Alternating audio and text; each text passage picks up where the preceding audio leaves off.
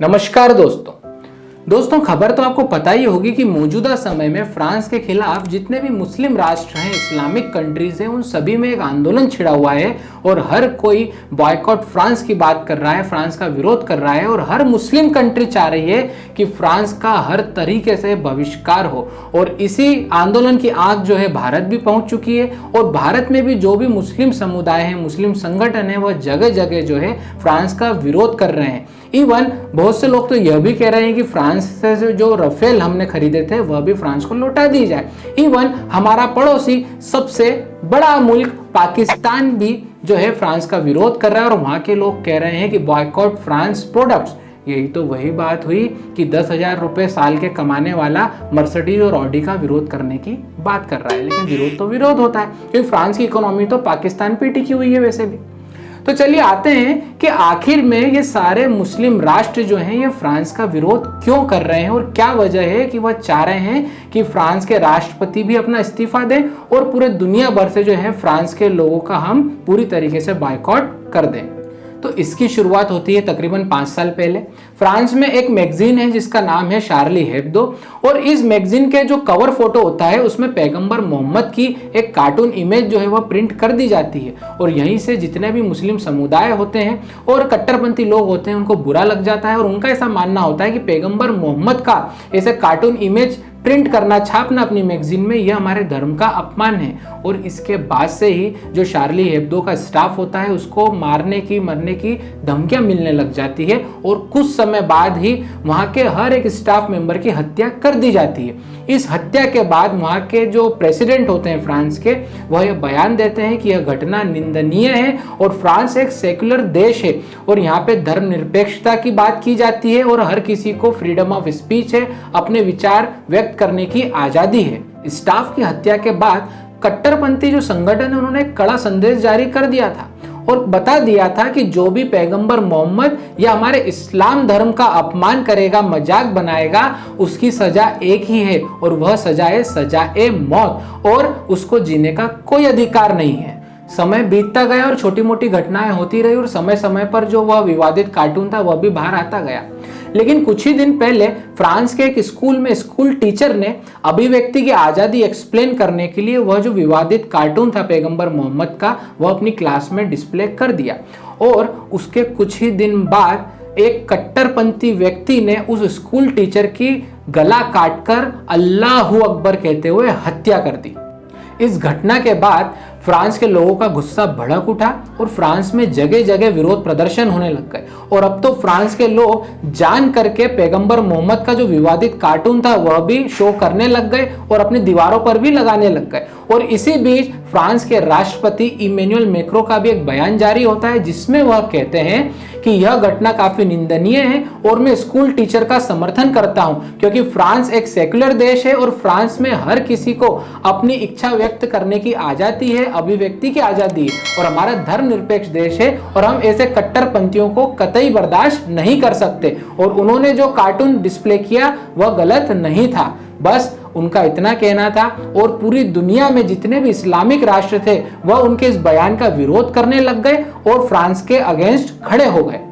तो सबसे पहली बात आती है कि कोई भी कार्टून इमेज प्रदर्शित करने पर, किसी भी धर्म को ठेस पहुंचाने पर क्या उसकी सजा मौत होनी चाहिए? तो इसका जवाब है बिल्कुल भी नहीं। आप किसी को भी इस बेसिस पर उसका कत्ल नहीं कर सकते कि हम हमारा धर्म बचा रहे हैं और आपने हमारे धर्म का अपमान किया है। यह सजा बिल्कुल भी नहीं हो सकती क्योंकि हम एक मॉडर्न सोसाइटी में रह रहे हैं। लेकिन वही दूसरा सवाल यह है कि क्या किसी भी धर्म का मजाक उड़ाना उचित है? क्या किसी भी धर्म के लोगों की भावना को ठेस पहुंचाना उचित है? तो इसका भी जवाब है बिल्कुल भी नहीं। ऐसा कोई भी काम, ऐसी कोई भी हरकत हम ना करें जिससे किसी भी धर्म का अपमान होता हो और उस धर्म के लोगों की भावनाओं को ठेस पहुंचती हो। लेकिन मेरा एक और सवाल है, अभी मैं आपको एक वीडियो दिखाऊंगा और आप वो वीडियो देखिए, उसके बाद हम आगे की बात डिस्कस करते हैं। अब हम यहाँ चालू करेगा डर का बिजनेस। ये लग गया फैक्ट्री मां मशीन।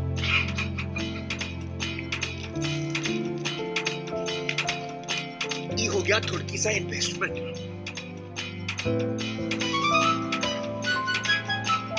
और ये हो गया इनागुरेशन। Now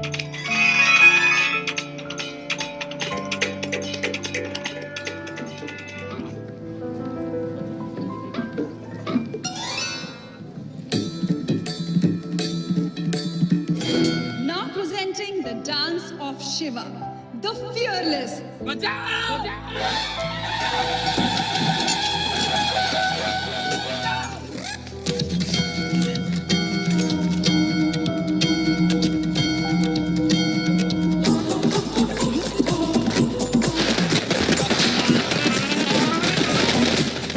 अभी आपने जो वीडियो देखा उसमें आपको एक डरे हुए एक्टर दिख रहे होंगे। डरे हुए इसलिए क्योंकि उनको भारत में डर लगता है। वह इस सीन में दिखाना चाहते थे कि कैसे भगवान के नाम पे डर का धंधा किया जाता है, इसलिए उन्होंने नीचे से एक पत्थर उठाया। सिंदूर तो था नहीं, इसलिए उन्होंने पान का कत्था लगाया और पान खा गए। मतलब कि उन्होंने जो पवित्र सिंदूर होता है जो हम हनुमान जी को, गणेश जी को लगाते हैं, उसकी तुलना कत्थे से कर दी और पान बड़ी आसानी से वह खा गए। मेरा उनसे एक सवाल है, क्या वह इस सीन को चेंज कर सकते थे? 3-4 पत्थर रख के हॉस्पिटल की एक हरी चादर बिछा के क्या उसको दरगाह में, मजार में कन्वर्ट कर सकते थे? क्या आपने इस सीन में, एक और सीन में उन्होंने दिखाया कि शिव जी हमारे आराध्य जो हैं वह उनसे बसते फिर रहे हैं, डर के भाग रहे हैं। क्या इस सीन में वह मोहम्मद पैगंबर के साथ ऐसा कर सकते थे? नहीं कर सकते थे, क्योंकि वह जानते हैं कि हिंदू एक नहीं है और हिंदू देवी देवताओं का अपमान हम कर सकते हैं। और अगर हिंदू विरोध करेगा भी तो हमारी फिल्मों को फायदा होगा, क्योंकि हमारी फिल्मों का फ्री में प्रमोशन होगा और ज्यादा से ज्यादा लोग 300-300 रुपए के टिकट लेके विद पॉपकॉर्न भी हमारी मूवी देखेंगे और 100 करोड़, 200 करोड़, 300 करोड़ का हमारी फिल्म बिजनेस करेगी, क्योंकि इन लोगों में दम तो है ही नहीं। विरोध प्रदर्शन किसको कहते हैं अभी आपने देख ही लिया होगा, क्योंकि आग फ्रांस में लगी जिसकी लपटें जो हैं वो भारत तक उड़ गई और भारत भर में जो है फ्रांस का विरोध प्रदर्शन हो रहा है। ऐसे ही असंख्य फिल्मों में हिंदू देवी देवताओं का अपमान किया गया है। अभी हाल ही में जो है अक्षय कुमार की एक फिल्म रिलीज होने वाली है जिसका टाइटल है लक्ष्मी बॉम्ब। हालांकि दबाव के चलते जो टाइटल है वो लक्ष्मी कर दिया गया है, फिर भी मैं अक्षय कुमार से पूछना चाहूंगा, उस फिल्म के डायरेक्टर से पूछना चाहूंगा कि क्या आप इस फिल्म का नाम मोहम्मद मस्ती या जीसस ज्वालामुखी रख सकते थे? नहीं रख सकते थे, क्योंकि आपको पता है कि ना तो आपकी फिल्म रिलीज हो पाती, ना आप घर से निकल पाते। देखिए, मैं इस वीडियो के माध्यम से ये कतई नहीं कह रहा हूं कि अगर हिंदू देवी देवताओं का अपमान हो रहा है तो आप दूसरे धर्मों का भी अपमान कीजिए। मैं इस वीडियो के माध्यम से आपको अपील कर रहा हूं कि हर धर्म का सम्मान, मान सम्मान बराबर होना चाहिए। किसी भी एक धर्म को हम ज्यादा सुरक्षित रखने की कोशिश करें और किसी एक धर्म का हम अपमान करें, यह भी तो अच्छी बात नहीं है। बचपन से ही देखता आ रहा हूं, जब भी मैं अपने माँ बाप के साथ बाहर निकला करता था तो कोई भी दरगाह आती थी, जब भी मेरे पिताजी जो है सम्मान में सर झुकाया करते थे। कोई गुरुद्वारा भी आया करता था तब भी सर झुकाते थे, और मंदिर भी आता था तब भी सर झुकाते थे। और उनका यही धर्मों को सम्मान देने की जो नीति थी वह भी मैंने अपनाई। और आज भी जब मैं बाहर जाता हूं और अगर मुझे कोई दरगाह दिखती है, मंदिर दिखती है, गुरुद्वारा, चर्च कुछ भी दिखता है, मैं उस धर्म के सम्मान में अपना सर जो है झुकाता हूं। और यही चीज मेरा बच्चा भी सीखेगा। लेकिन मेरा एक सवाल है, क्या हर धर्म को दूसरे धर्मों के लोगों का मान सम्मान नहीं करना चाहिए? क्या अपने धर्म को सर्वश्रेष्ठ दिखाने के लिए दूसरों के धर्म का अपमान करना, उसको छोटा बताना सही है? तकलीफ जब होती है कि जब क्रिसमस आने पर मेरी क्रिसमस करते हुए हमारे लाखों हजारों हिंदू लोग जो हैं चर्च जाते हैं, कैंडल जलाते हैं, जीसस के दर्शन करते हैं, प्रार्थना करते हैं, सेल्फी लेते हैं। लेकिन मेरा एक इन्हीं लोगों से सवाल है कि क्या दूसरे समुदाय के लोग दिवाली आने पर लक्ष्मी मंदिर में दिया जलाने आते हैं?